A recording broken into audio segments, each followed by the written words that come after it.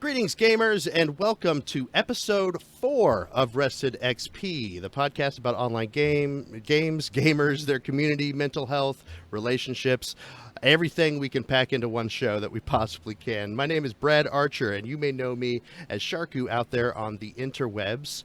It is currently 2:10 p.m. Eastern Time on August 30th, 2020, and we are going to jump right into some discussion about what affects you, the video gamer in the online community. But first, I want to introduce our wonderful co-hosts. Joining me again, as always, we've got from Warcraft Radio, podcasts like For Azeroth, and the shining country on a hill, Canada. It's Manny. How you doing, buddy? I'm doing really good this week. Managed to get a couple of things sorted out. Had to unfortunately put the streaming aside to play some catch up, but all got to prioritize sometimes, as you know. And really looking forward to what's coming up in the future because we've got some good stuff coming. You're not busy at all, are you? Like I only listed a couple of the things you're affiliated with. I know we're trying to get him as a guest on my other show, Merely a Setback, and he's like, okay, well, I got to do this podcast and then this podcast, and then I'm doing that. Yeah, I guess I can pencil you in.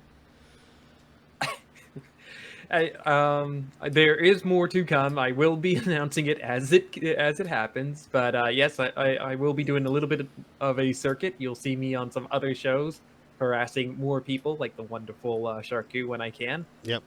You're plugging this show, right? As always. That's because you're apparently the most sought out new content creator in internet land, being on like 97 different shows at the same time. So one day that will be true. Until then, keep working one show at a time. Oh man. Also joining us from the rebuilding state, that's Iowa's new motto now. It's True Arts. Better than some of the models we have for ourselves. Right. But yes, I am from Iowa. I am doing wonderful. It's been an absolutely lovely week. We had a heat wave and has finally mellowed out. So it's windows open, leaves falling. It's officially autumn. I don't care if it's only not even September. It is autumn, which means 2020 is almost done. So there are leaves in my yard right now. It's gonna be good. So around here we don't call it autumn though. We call it fall.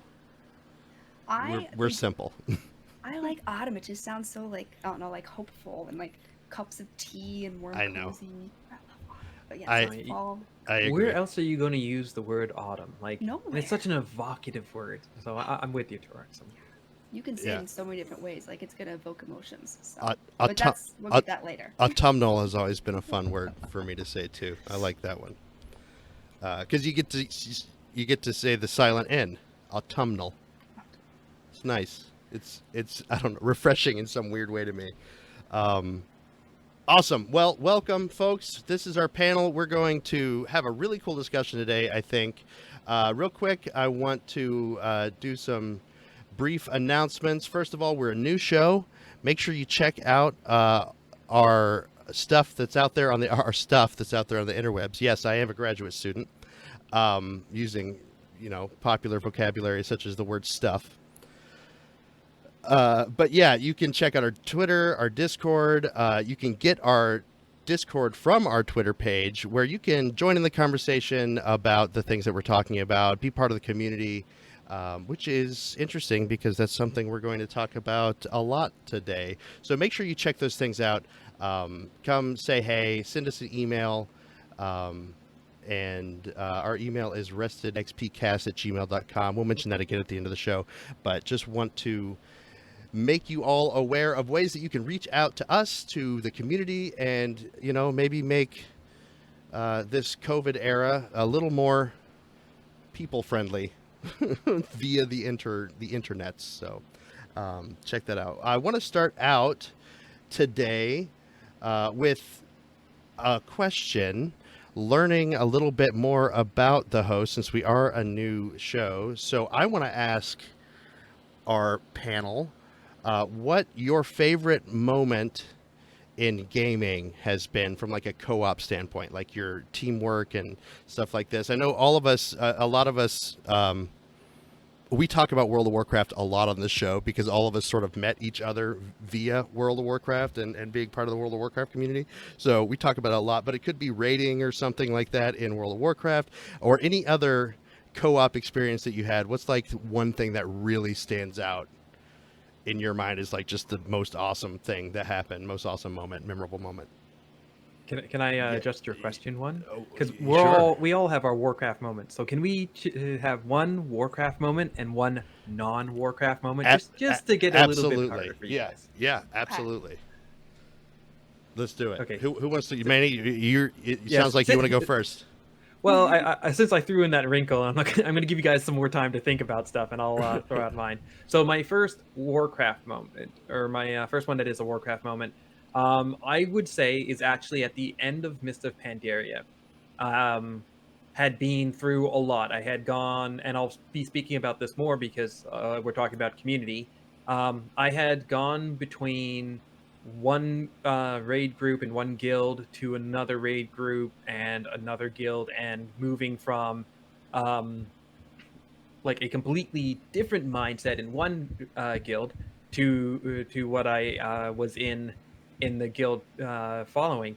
And at the end of the expansion, through all the different community and like different friendships I had, I ended up going down to the Kasserang Wilds, and they have the little turtle festival, and it was myself and two guildies, and we were closing off the expansion, and this was something that I had meant to do the entire expansion, and we were sitting there, and we ended up just enjoying this utterly passive event, but just chatting on Discord while this was all happening. And it was a quintessential wow moment for me, because it wasn't so much about like all the challenges and like achievements and like Yeah. gear and all that. It was literally just myself and two friends I had met along the way enjoying the game. And so I think that like that is like my wow moment. That's fun. What about you, Turarts? What's your wow moment? Ooh, wow moment. So there are two to come to mind. The first one would be the Valentine's Day after, like, I had come to terms with the fact I'm separated, getting divorced, and all that. Um, I decided to host a Dazar Allure run, and it had just come out like 2 or 3 weeks before. Mm-hmm. So, um, not expecting much, one or two bosses at most. And this was part of the CTR community, so they're always really great and helpful, and people are willing to like come hang out and do this. So in my head, I'm like, we're getting 1 to 2 bosses down. It'll be a couple hours. It'll be fun. Flash forward 4 hours later, we are on boss 8 of 9. We have steamrolled over every boss. Bunzwandi took us 2 runs, and I can't remember how was his name. Megatork. Mech guy. Yeah, he took us 2 runs, and then we got stuck on the boat one. Mm-hmm. But 4 hours later, we downed all these bosses, and what I expected to be just like a hitting our head against a wall moment, but it's Valentine's Day, and I was just like, screw couples. No offense, you all are adorable. I love the cutesy things you do, but also screw couples. And it was a lot of fun. It was great. I did stream it. I had no idea what I was doing, and as I'm streaming it, because I was in Discord, I was in push to talk, you will hear me on my stream sometimes being like, they are carrying my butt so hard in this. I don't even know as a hunter what I'm doing right now, like, because I was also drinking. So as the night went on, 1 bottle turned to 2 bottles of wine, so my ability to hunter became less and less. The second one, this is super quick. I was event lead for CTR for a long time. A lot of great memories. One event I held right when pet battling became kind of huge, Mm-hmm. and you had these charts about what type were better and weaker and all this stuff. Like, it was Pokemon WoW. I was hosting a boot camp for pet battling, and it was hyped up. Everyone was so excited the night of. And when you plan events, this happens sometimes. Only one person showed up. This person was very new to the community, very excited. I had like 50 pets to give away, and I didn't give them all to this one person. I think I gave him like 4 or 5 pets. Was talking about the pet stuff, why he's in the community, how excited he was.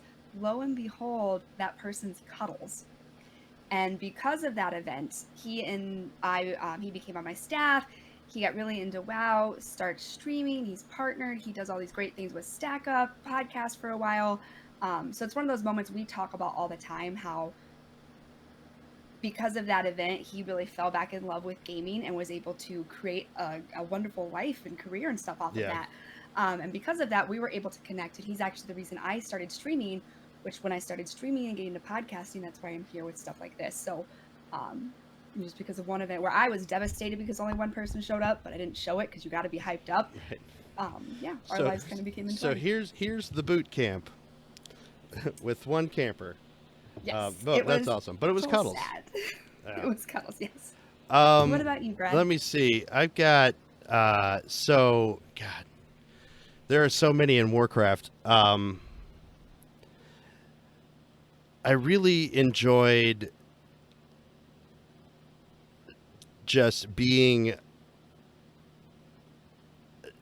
I think just being a part of the community that I've found now, of like podcasters and people, because I was just playing the game just regular, sort of similar to your story. I got a divorce and was and I enjoyed the game before I got married, and then I couldn't play as much while I was married for various reasons, and then I ended up getting a divorce and coming back to the game, and was just looking for a community, and I found some really cool people.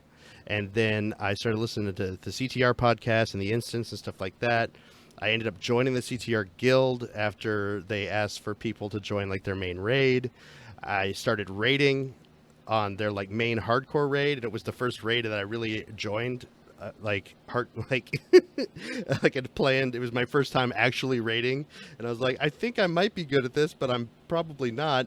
But it was just super awesome, and like you were saying, it just sort of springboarded into a bunch of different things, meeting a ton of different people, going to BlizzCon and having the most fun I've ever had in my life. Yeah, that's, I guess it's weird. I know we're like our fun co-op moment, and it's like, yeah, no, just playing the game and meeting people. I'll start off the not Blizzard or the not WoW stuff. Unfortunately, mine is also a Blizzard game. It's Here's the Storm. I met a group of people raiding while I was raiding World of Warcraft, and Here's the Storm came out. And one of the guys was actually like a semi-pro league player for a while and quit, and he was really into Here's the Storm. So we just started playing that together and sort of formed a team. And then there was this tournament that I think the Instance guys were throwing. And yeah, it was Frog Pants because it was called Hero of the Pants. And so I'm like, hey guys, we should enter this tournament and see if we win. And it was like being streamed by some different people. I wasn't stream sniping, I promise. It was like a 10-minute delay or 5-10 minute delay. But I was watching one of our opponents at one time. Apparently we were very good because the name of our team was Adults with Jobs. And I remember watching their stream after the game had ended and seeing, like, I wanted to know what they were like, what they wanted to say about us or whatever. And they said, who is this team? Adults with Jobs? Yeah, bullshit. What jobs are they doing? Playing video games all day? But we just had such a fun time. Like, it was a real fun time kind of getting together and playing with our friends. Like, that was some of the most memorable moments of co-op play, was playing on that team in Here's the Storm. What about, we'll go through it again. Manny, you got a non-Warcraft one? Yeah. So my non-Warcraft one was when I was in first year, and I was really into Counter-Strike. And so I would go to the LAN and play at the cyber cafe that was on campus and that sort of stuff. And I didn't know many people, but like I ended up actually doing fairly well because, like, you know, you think you're a big fish, but you're like a big fish in a small pond, and then you go into the big pond and it's like, oh my goodness, what in the world are these guys doing? I had a incredibly lucky game where, like, I don't know, 360 headshot madness sort of thing, where right, and literally somebody in the cafe like gets up just furious that I pulled this off, just like, what in the world, who is? Oh, And then wow. like my screen name at that point was Saint Colt, right? And so then I was just sort of like, oh, I'm just gonna stay quiet, and like the guy beside me sort of like looks over my screen, is like, that's you, right? And I'm like, just don't say anything. Oh, I don't no. even know this guy. Anyway, so me and that guy ended up just going like, oh, let's go grab a drink and stuff and let that guy cool down. And so I joined my first like clan before I had ever played like Warcraft, through just the guy being like, let's grab a drink and get out of here because of that nonsense. And so that was great. Was like they were entire thing called like the 8-bit guys, so like they had like their 8-bit mage, 8-bit priest, and that sort of stuff. So I became like a 8-bit warrior, and it was my first video game community that wasn't like based on like just friends that I had met through school or something, though it was pretty tangential, and that was a lot of fun. And then we like even tried like local tournaments and stuff, and that became like a big part of like what I love about online communities, and that you can like do this sort of stuff. Yeah. Yeah, absolutely. True Arts, round us out. Yeah. So with Miles, I've been streaming with him, and anytime on Cuphead, because if you don't know this, 7 and 8-year-olds are absolutely lovely creatures. They are adorable, but they have the attention span worse than a goldfish. And when they are losing, they don't want to do it anymore. So anytime we're able to beat a boss that we're stuck on is just a very exciting moment. Like I said, we stream those so you can like see it when we do it and stuff. And usually he's dead, so it's usually me beating the boss, but still he's there, so it's exciting. And then with my sister, my family's big. I only have 3 siblings. We have lots of cousins, aunts, great aunts, and they all live in the same town, and I live like an hour away, which isn't that far, but it's still far in their eyes. So my sister and I play Fortnite, and together we're actually pretty good. Usually we end up with a couple victories a night, more than half if we for games we're playing. But last night, or 3 nights ago, we played one, and I had died because we had gotten thirsted. Like we had a group here, we were sandwiched. She had snuck out, hid in a bush. This duo thirsted another guy, so it's her and this duo. She gets a sniped shot, takes him out 100%. The pal tries to heal him. She shoots at him, keeps shooting because he's building. He doesn't know where she's at, or just like, is panicking, and she ends up taking him out. And like my neighbors probably heard the scream. Her neighbors probably heard her scream because we're both shaking because it was just so exciting. And so these bonding moments I'm able to create with my family was the point of that story. Is just, it's great. So in this time of uncertainty, the internet and video games are really able to keep us together, and I'm super appreciative of that. Yeah, absolutely. Me too.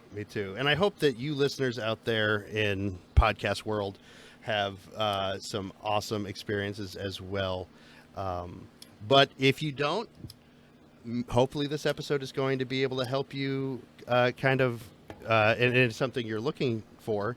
We might be able to help you find a community or judge the community you're in, and maybe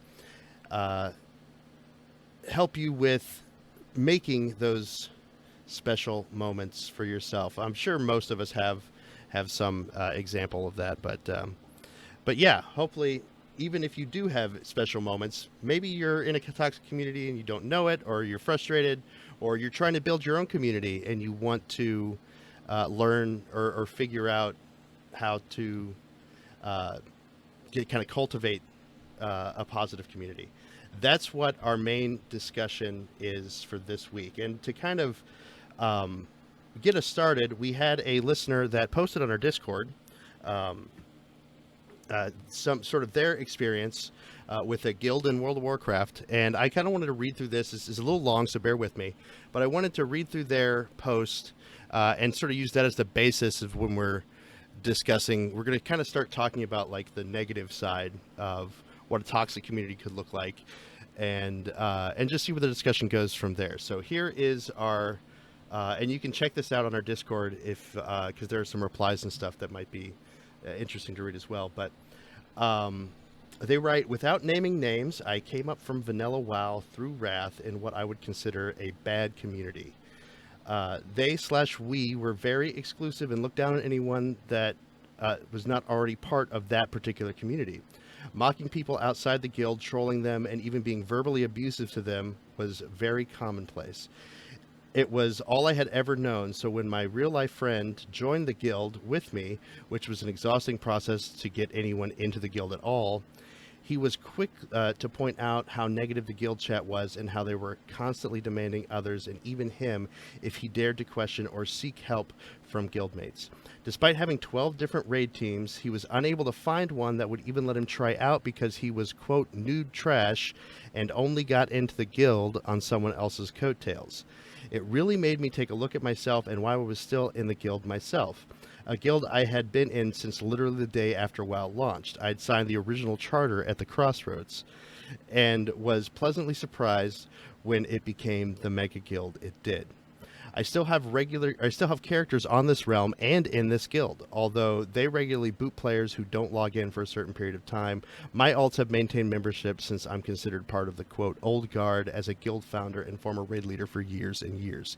Each time I get on and read the chat, I'm reminded why I left in search of people who I actually want to be around. That's not to say there are not good people there, but the leadership's mindset of us first, everyone else last has created an inbred cult. A cult culture that seems inescapable. I'm thankful that I have found a good community of players in GYCT. Excuse me, I had a little something in my throat. It's that's not to say that I always agree with everyone all the time, but the general vibe is always that of helpfulness and togetherness rather than an elitism and exclusivity. Hopefully the other members of my team feel the same way about me. They go on to add, I feel like I should defend why I am / was in this community, considering how toxic the community can be, or how toxic the community is. The simple answer is the prestige that came with it after it exploded. It felt good to get whispers in game from people begging for a raid tryout or wearing a t-shirt with the guild's name on it, and being stopped by people in real life that asked me if I was really a member of that guild. It also got me some negative attention once I was in standing line outside of GameStop for either the TBC or Wrath release. One of the people in line was talking about my guild and mentioned that I was a member. He was ready to come to blows with me over my guild affiliation because of experience he had in game with our members. I didn't know what other guilds were like, so I thought this behavior was just typical anonymous idiots on the internet type behavior. Once I saw how they treated my friend, it changed my perspective, and I stepped down as raid leader and left WoW altogether. This was not an easy thing to give up. In-game, I was well respected and well treated, but the illusion was shattered. If it wasn't for my new community, I would not be playing at all today. Communities make the game for me now, regardless of class balancing, patch releases, and all the other things I used to think made WoW great. That's just... when I first read this, I think it's just really awesome that our listener would share this experience, because I think it is a perfect way to sort of start this conversation, because it's not just a toxic guild, but it was a very popular and successful guild that also happened to be toxic. So what's your response to this? What do you guys think, just sort of about this? Like, is this, they mentioned it being sort of the state of things, like this is just the way anonymous internet people acted. I didn't know other guilds were like this. Is this just the way that, and I don't know what guild this is, so I'm not going to try to pretend I know, but I remember the guild Blood Legion was a US guild that was really popular, and they would get a lot of flack for, excuse me, being, acting certain ways like this. But yeah, let me turn it over to you. I'll stop talking because apparently I need to and drink some water. And you guys tell me a little bit about your reaction. So, Turox, you've worked with like a mega guild. You've got a lot of experience with this. I'd love to hear from you first. Let me start off by saying I am very fortunate enough that with CTR, we did not have a lot of instances of like being considered negative. When we were trolled, I think it was people who were upset that we were on our server because we did kind of come into a quiet server and take over. Yeah. And even if you are pleasant and you're good and you're preaching community, people are going to be upset like that. Like they just are. That's the world. I remember the server balance went from 50-50 to 90-10 because of our guild. We kind of wrecked that server's like natural habitat. The ecosystem was a little weird. So let me start by saying that. However, and this isn't CTR related, this is just my opinion from working. I call it a side hustle, but I was with a startup called Bottle Spark, and we worked with a lot of different gamers and gaming communities. I was also a member of another gaming community called Sovereignty. And one thing I can say from my experience with all of this is sometimes when you do get a name and you do have that clout and you're well known, and this kind of leads to a lost episode that we shall not mention. We talked about, oh, that's just Chad. And Yeah. it gets that thing. It's like, oh, where they're just Blood Legion. I was going to say a name of an actual guild because it was the first thing that came to mind, and that would Right. be very bad. But, oh, they're just them. Like, that's just how they're expected to act. They're good, so they get to. So I feel because communities are able to get away with it, then they do it. And when you first join that community and you're in this glowy, hyped up, like the puppy dog stages of a relationship, you kind of ignore some of those red flags because you're just like, oh, this isn't how everyone is. It's just this person, or it's just right now, or they're just pushing back because they're getting negativity.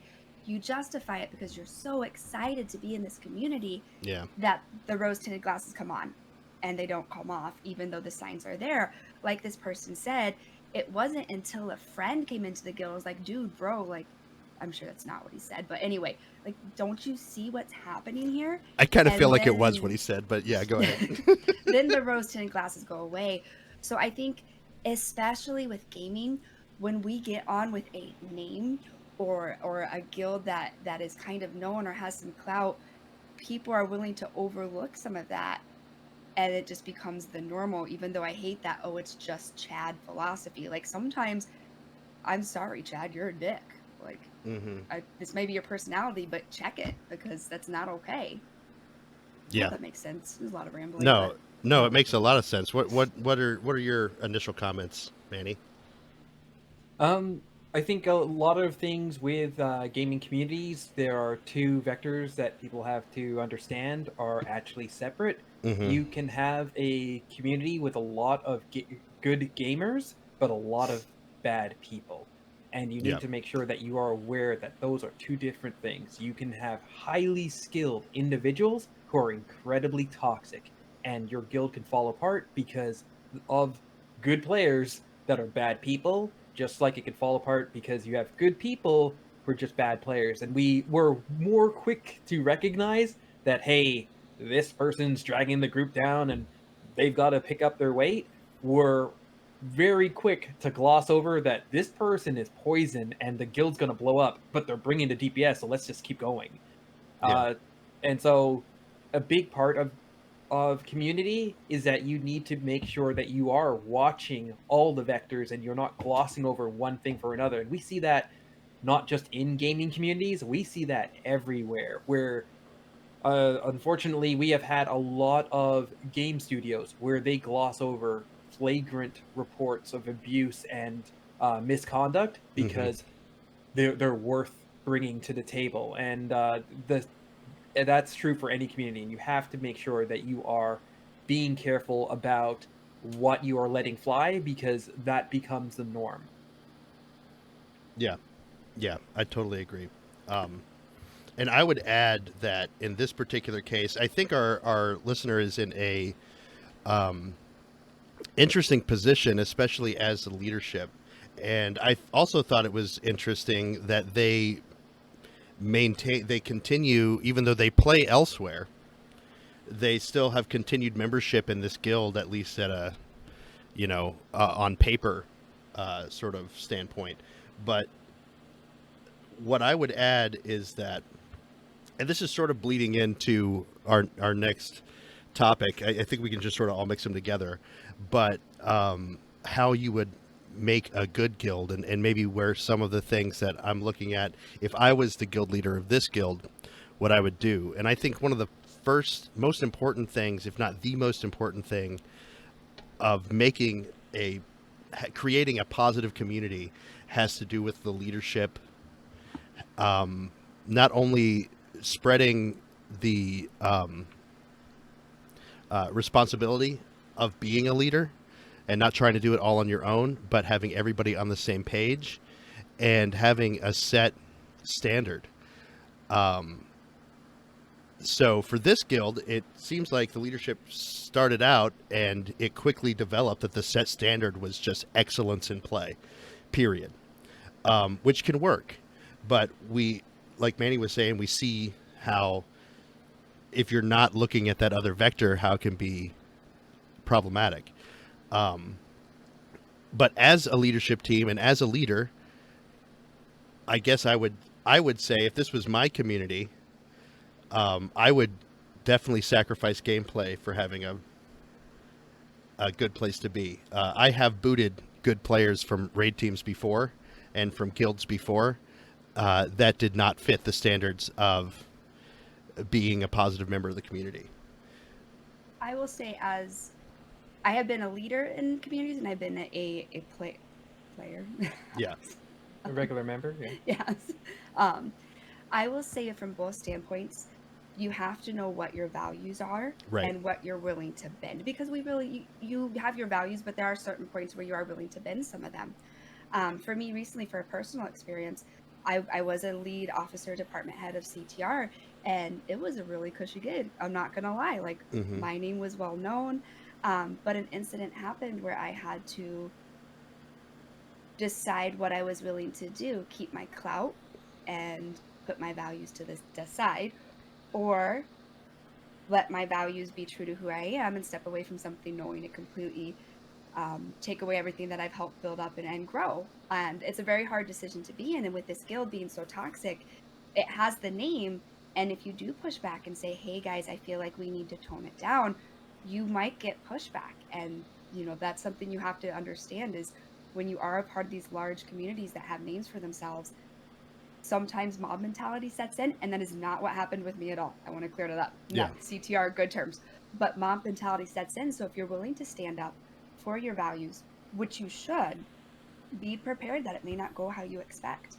And I want to add too, since it was brought up, and I'm not going to go into any details about the things going on with CTR, but this is a relevant discussion to that, or that did go on with CTR and a lot of other guilds as well. But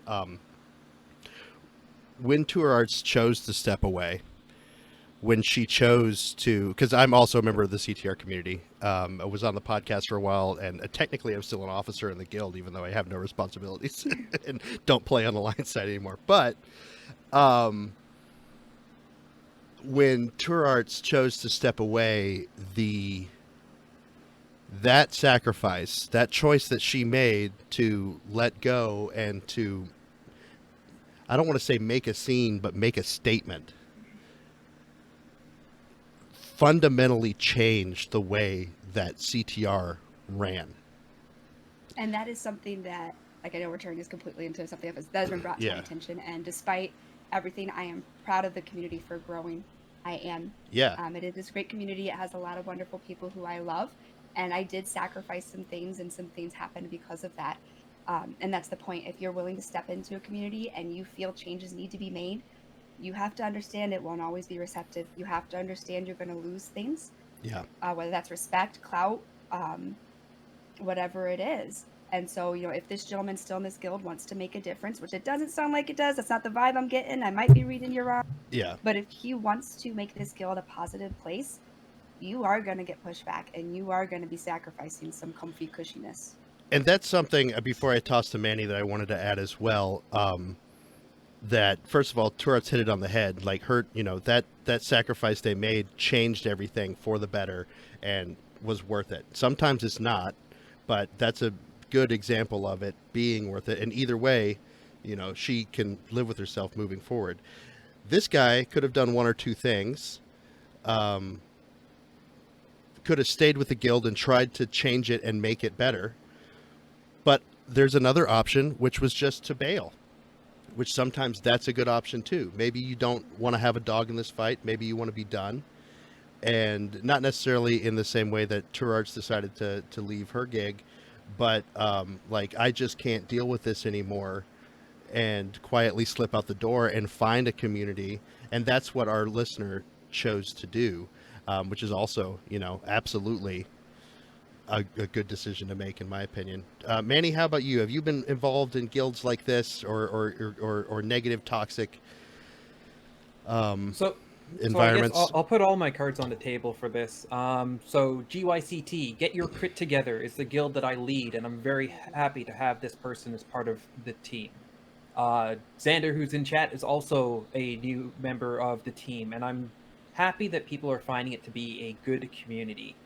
The part that I think that you have to weigh is how much of a change you can make.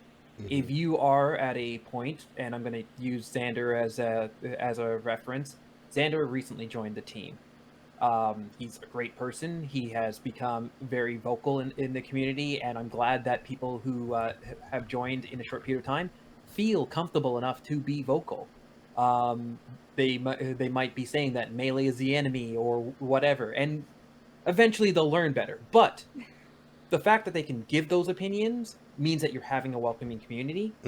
The fact that the people who are higher up are not ostracizing the newer people is part of what helps a community. When you are in a position like that, unfortunately, Torrance has been in, that I have been in, a big part of the calculus is how much of a change you can make in your position and how much of a fight that will be. You might be able to make the change, but the fight might take too much for you personally. Or you might not be able to make the change. And that's part of the calculus that this member had to make.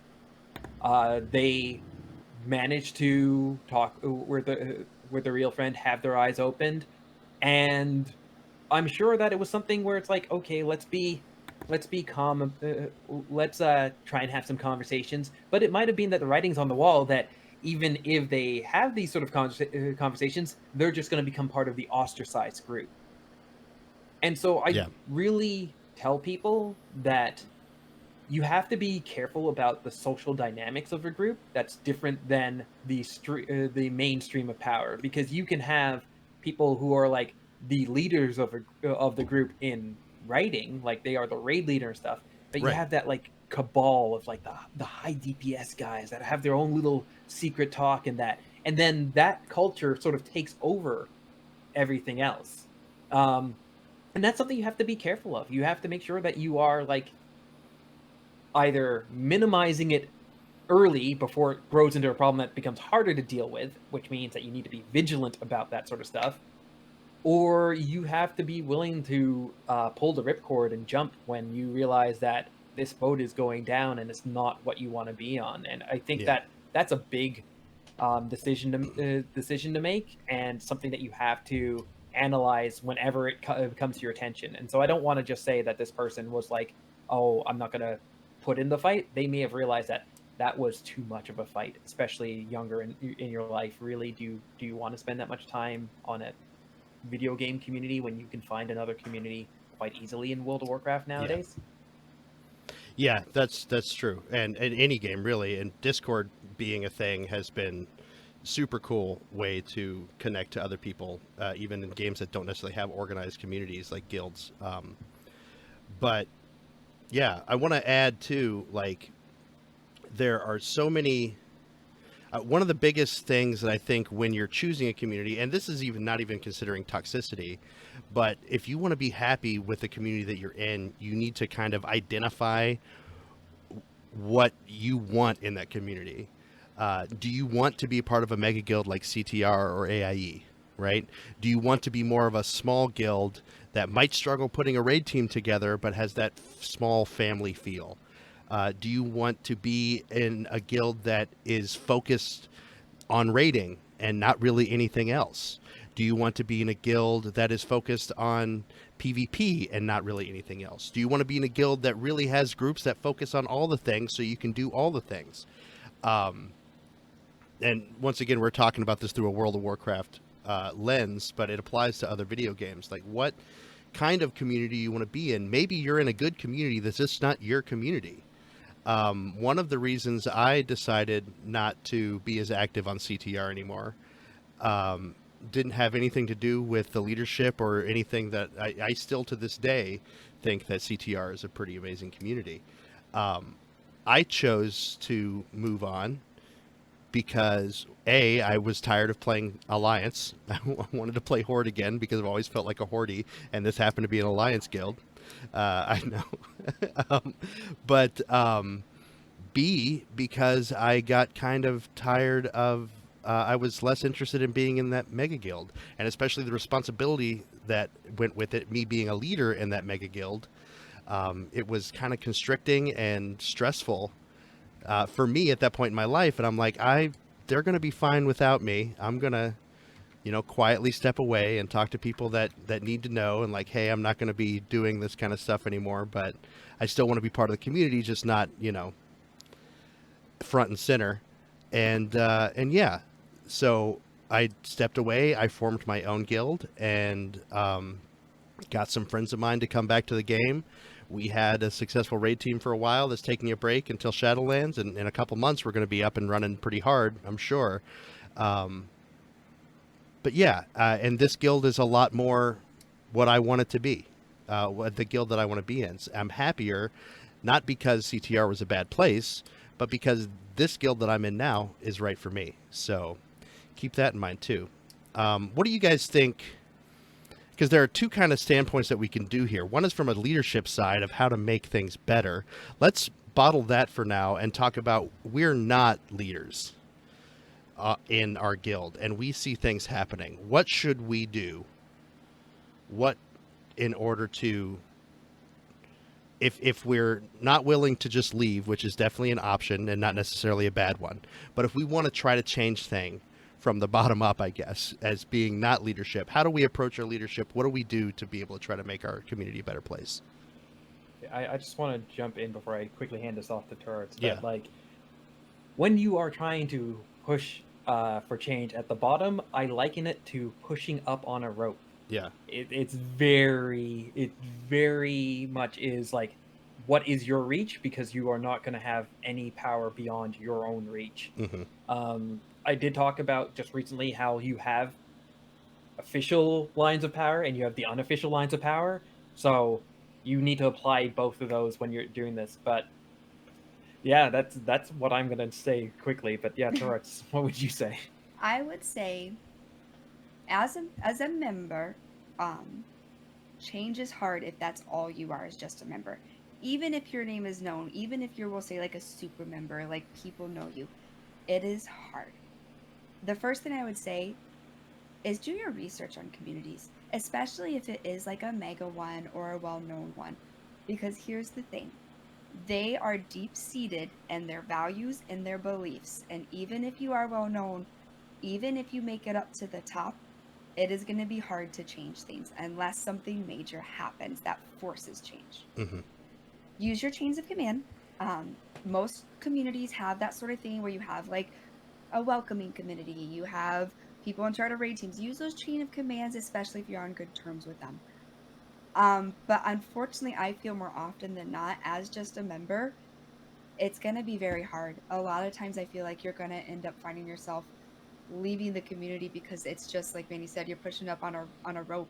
It's not easy, not necessarily impossible, but the values, the beliefs, the system is so set that it's going to be hard to change it by just being vocal, by just trying to talk about it, unless something super major happens that forces a change. And I might be wrong, but that's just my opinion after being in and seeing a lot of communities. Yeah. I So agree. Yeah. So my long story is, as I was saying, like you can use a lot of the unofficial power and that sort of stuff, but yeah, there's very little you can do on your own without like official power. But these are communities. You are not on your own. Mm-hmm. If this is a problem, you are likely not the only person who has noticed this problem. You are likely not the only person who sees issue. So talk to people. See if this is something where there's enough movement in the guild that they want to change things, and then that would let you do something. We talked a little bit before the show, and it is something that I've mentioned maybe once or twice on different things. I got the title of Destroyer of Guilds in Warlords of Draenor, and the way that happened actually was that I was away on vacation, and when I came back, the guild had blown up, and I was 100% blamed for it, kicked from the guild, and then there was entire like guild master looting and all of that sort of stuff. The truth Nice. of the matter is that I think they were right. So I think that I ended up causing it. Um, What'd you because do? I had an issue with the way that the guild master, or guild leader, performed his duties, how he did not empower any of his officers. The officers were chafing. He was very restrictive in a PvP realm that any member of the guild shouldn't get involved in PvP. And this was Mr. Pandaria. Yeah. So there was also the entire Ordos thing where like you could like become hostile to everybody. And it was just like, no, if you're wearing our guild title, you can't be involved in that. And it's like you're constraining people's games and they just want to have fun. I ended up being somebody that a lot of people came and talked to about it, about the various chafing things, and this entire thing sort of boiled down to eventually the guild master wanting to tighten his grip on control because he felt the shift, put out the entire rapture, this entire document that he sent to everybody that was the Mm. guild rules of code and conduct. Bad idea, people. Have conversations. If those conversations need to be expressed to everybody, go ahead and put up like a here's our code of conduct and that sort of stuff, as we've talked about. But don't throw out a document at people and be like, you have to do this without talking to them first. It is an immediate way of pushing people away. Mm-hmm. Now, did that guild leader consult with anyone, or did they just do it themselves? They consulted with one other person, Okay. then put forward the document towards the guild management. Did not give them any chance to make any amendments or changes to that, so sort of locked them out of the decision Just process. said, this is what I'm doing, deal with it. Yeah, and then put Yeah. it out to the rest of the guild. So when the rest of the guild was asking about it, all the officers were not on board and very much against it. That inspired everybody below them to be against it and isolated the guild master. And then before I came back on from vacation, the leadership sons, the two people who were like actually making decisions, said, you know what, we're going to step away. Yeah. That caused a cascading thing. And when I came back, I had been booted from the guild, and I had received angry messages on my Facebook about how I had destroyed the guild. That's I unfortunate. think, yeah, and I think that's a big thing, is that as a guild leader, you also have a finite power. Mhm. You need to be working with people. As a member, you need to be working with people. You only have finite power, and you need to get that movement. You have to get people on your side, and you need to get that stuff out earlier so people know what they're signing up to, because it is a lot harder to shift a culture in a guild or in any community than it is to establish a community with that culture. Yeah. And I want to kind of close this out by talking about just giving some basic advice or basic guidelines of what we can do to keep our communities from becoming toxic, and also what we can do to help create communities that won't become toxic. First of all, I would say, especially if you're not in a leadership position, like these guys have said several times, it's not easy. It's very difficult. But definitely don't. I think Manny did this without realizing it. But don't start a coup. Right? Don't like go around to everybody and be like, "Oh, this guild leader's the worst. We need to get him out." Da da da da da. What you want to do is you want to try to communicate, and also always know when maybe it's just your turn to step away, that you're not going to affect change, and that this is the way they want to do things. And but that's one thing I would say. But as far as how to change your communities, or particularly with creating your own community, I think the best guilds that I've ever been associated with, and I know this sounds nerdy or overworking or something, but the best guilds have mission statements.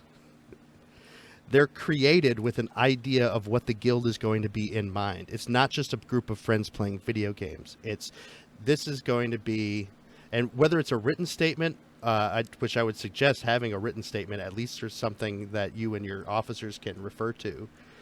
But this is going to be an inclusive guild where fun comes first. This is going to be a restrictive guild where we don't want to alienate members of our community, but we're looking for just the best of the best so that we can be competitive gamers, right? This is going to be a very casual guild where we're not going to be competing. We might not even clear the content.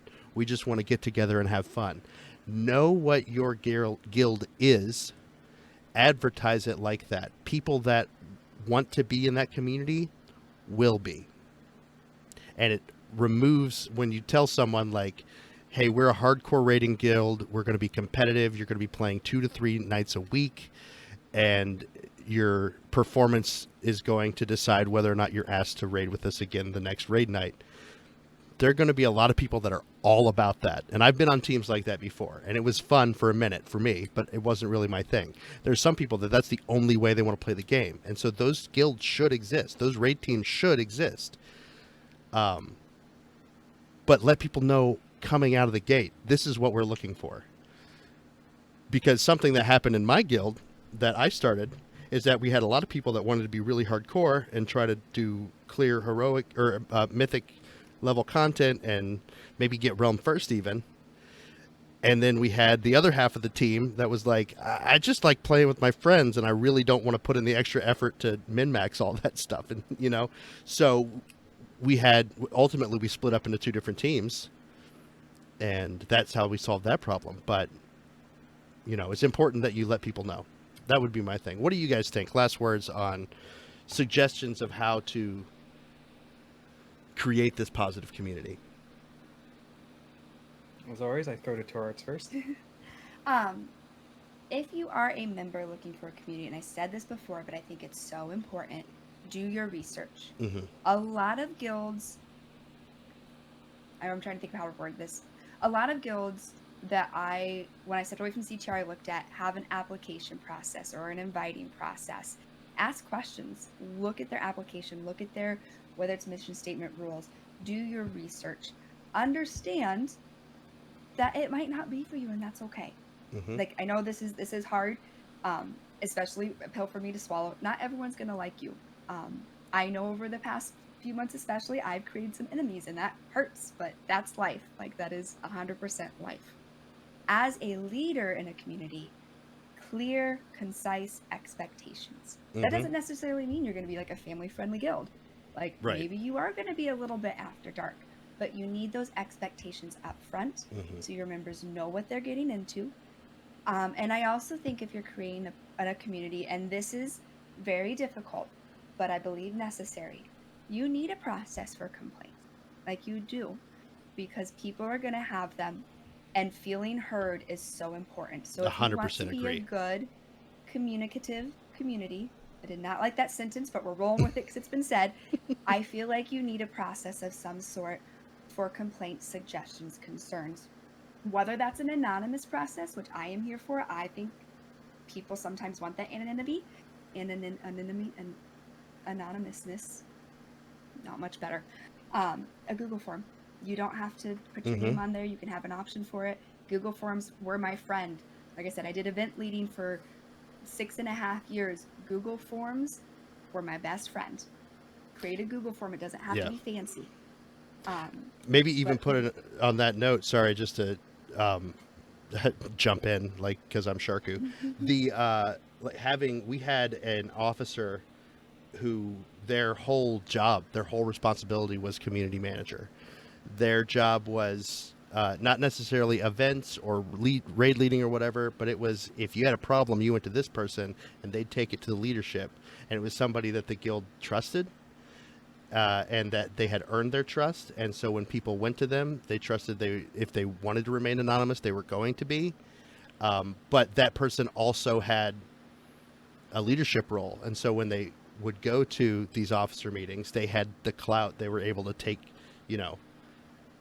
wield their clout I guess, when they were bringing this issue that a small person would be. It was a really cool thing. But yeah, sorry, I had to jump in because your No, you're good. Google Forms idea and anonymity made me think about that. But yeah, And not every guild's going to be a mega guild. Even if you're No. one where you only have 12 or 15, 20 people, I feel these are still important to have clear, concise expectations, to have some sort of process for people to bring ideas, suggestions, concerns to.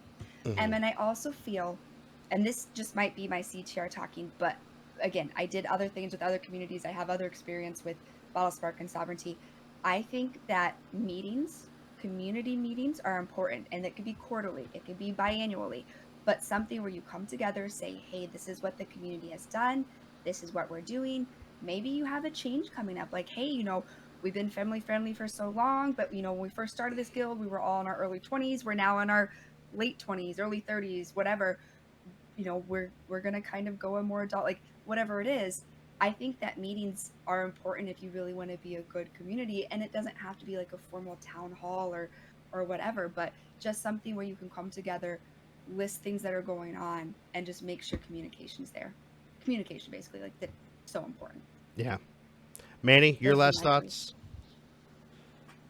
So I've had more experience with the smaller guilds. Uh, I definitely would say that communication is a big thing.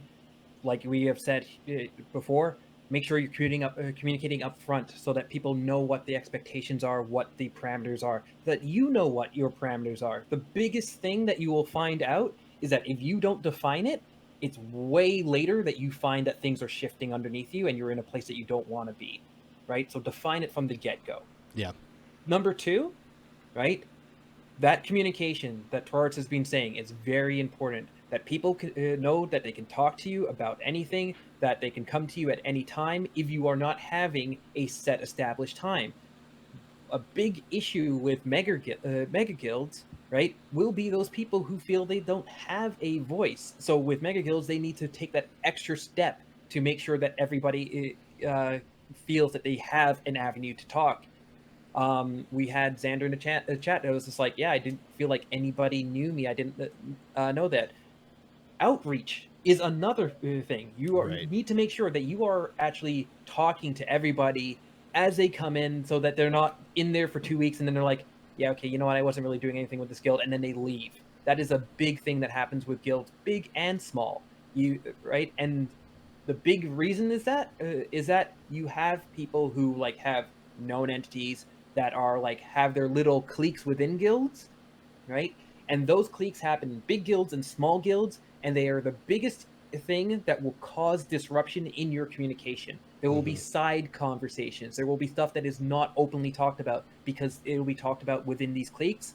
Identify them, make sure that the communication is open all the time, because what you will find is that you will come across that group, right? And they'll be laughing and you'll be like, what was that about? And it's like, oh, that was a side communication. They have their own little Discord for that group of friends or something. And that is, I think, almost too late to do something about it, because you have lost a line of communication.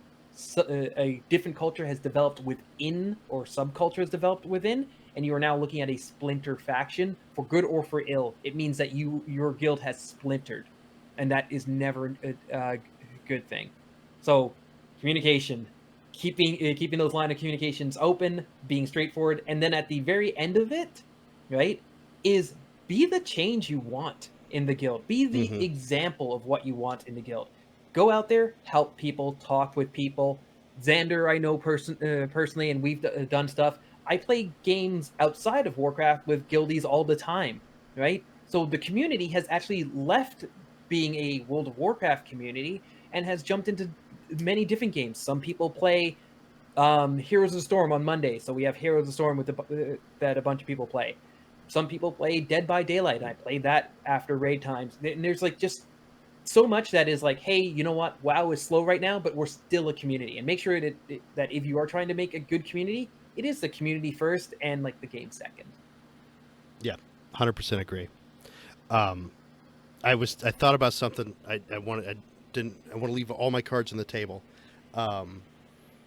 And that's the last thing I wanted to say, and referring back to the discussion that was posted in our Discord.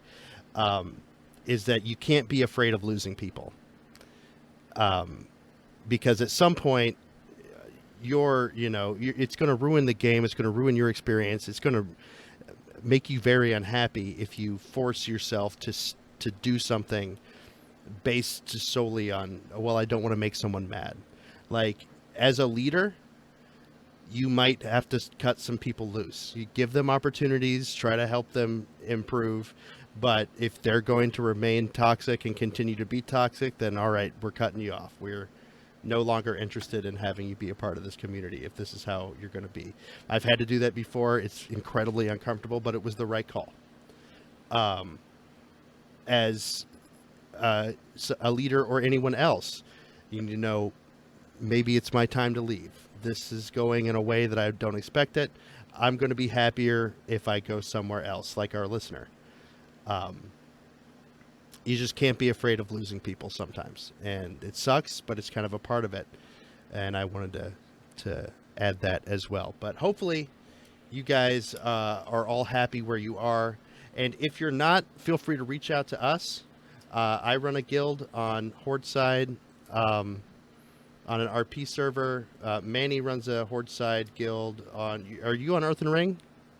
No, we are now on Bleeding Hollow. Bleeding Hollow. Okay.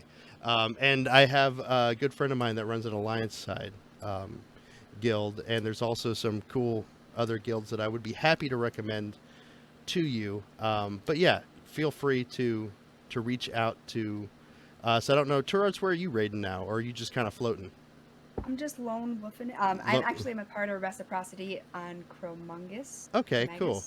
But I'm not sure what my next move is, because I do have Turarts, and she's my hunter that I've put years into, and I'm not ready to faction change her. But you should check out Catalina Wine Mixer. That's Shoeboot's guild. It's a lot of fun. If you are, lone wolfing it, I have tips on how to do that. It's, yeah. We might have to have a. But whole if you have a discussion. Blood Elf alt that you're like, maybe thinking you should join up with something, you got friends. Don't forget. I know. I am actually going to play Horde this expansion because I'm excited to see where Sylvanas goes. And I feel like the Alliance got cheated on their story, but that's a completely different topic for a completely different thing that we can have a completely another time. Yeah, we might have to schedule you for a guest host on Setback, because I feel like the Alliance story was more interesting and intricate than the Horde story. We have a whole topic, Ben and John and I will fight you. Fight you. Like, Sharku, you're wrong, and that's okay. Jaina's whole thing, Jaina's story was way more interesting than what was going on. And that was the first 30 seconds, and then we were done with it. That's true. It didn't last long. But no, I will come on and I will fight you. Anyway, all right, that's going to do it. That's enough. We're done.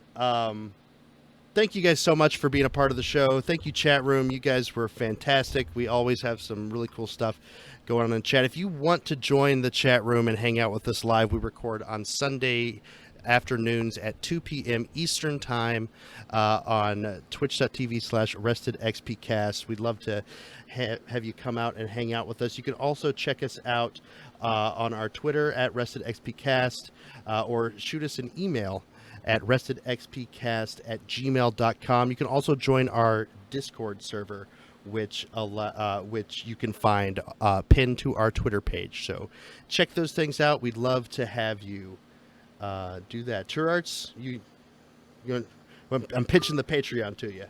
Yes. So with the Patreon, we do have one of those guys. And if you haven't caught on to the theme already, we're really easy. You can find us everywhere. RestedXPcast. So that's patreon.com, RestedXPcast, and you'll become a Patreon on there. Your support means so much to us. It allows us to do many wonderful things. And I don't think we can ever express how grateful we are when you do support us. So thank you guys. And then, of course, another way you can support us is giving us some 5-star iTunes reviews. Those reviews definitely help the show be easier to find for people out there. So please feel free to drop a review over on the American store or whichever country you're in, so that we can reach more people and help them join in on the discussion. All right, that's going to do it. For me, for Turarts, for Manny, until next time, be good to one another.